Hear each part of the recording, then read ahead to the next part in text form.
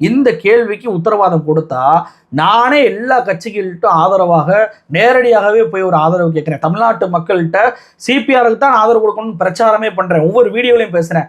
அந்த உத்தரவாதத்தை பிஜேபியால கொடுக்க முடியுமா?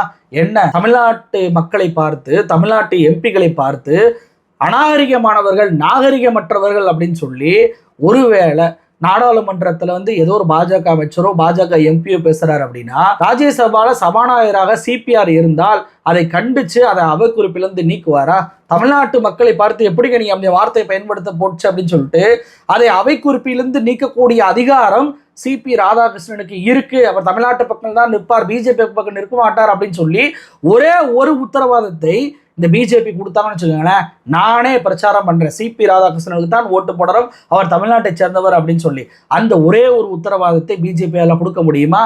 முடியவே முடியாது. அப்புறம் எந்த லட்சணத்துல தமிழ்நாட்டு மக்கள் தமிழன் அப்படின்ற ஒரு முத்திரையை நீங்க குத்துக்கிறீங்க? நீங்க ஒரு ஆர்எஸ்எஸ் காரர்கள். விஷத்துல வெண்ணிலா ஃபேவர், சாக்லேட் ஃபேவர். விஷம் தான். தமிழ்நாட்டில் தயாரிக்கப்பட்ட விஷம்பா, குடிப்பா அப்படின்னு சொன்னா குடிக்க முடியுமா? இப்படிதாங்க ஒடிசாவை சேர்ந்த முர்முவை குடியரசுத் தலைவர் வேட்பாளராக அறிவிச்சிருக்கோம் அப்படின்ற பேர்ல நவீன் பட்நாயக் கூட ஆதரவை வாங்கினாங்க. இன்னைக்கு குடியரசுத் தலைவரால ஒடிசா மக்களுக்கு ஏதாவது நன்மை இருக்கா? ஒரு நன்மையும் இல்லை.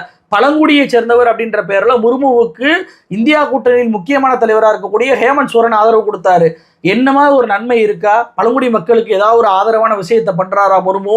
எதுவுமே இல்லை. நாங்கள் பழங்குடியை சேர்ந்த ஒருத்தர் நிப்பாட்டி இருக்கோம், ஒடிசாவை சேர்ந்தவரை ஒருத்தர் நிப்பாட்டி இருக்கோம்னாங்களே, அதே ஒடிசாவை சேர்ந்த முர்மு அவர்களை ராமர் கோயிலுக்குள்ள விட்டாங்களா? விடவே இல்லை. புதிய நாடாளுமன்றத்தை திறந்து வைக்கக்கூடிய விழாவில் கலந்து கொள்ள வச்சாங்களா? நாடாளுமன்றத்திற்கு அவர்தான தலைவர், பிரதமர் தலைவர் இல்லையே. அந்த குடியரசுத் தலைவரை நாடாளுமன்ற திறப்பு விழாக்கு கூட வரவிடாம தடுத்தாங்களே, எந்த காரணத்தை சொல்ல விடாம ஆக்கினாங்களே. அவன் ஒடிசா மக்களுக்கு செஞ்ச துரோகம் இல்லையா? பழங்குடி மக்களுக்கு செஞ்ச துரோகம் இல்லையா?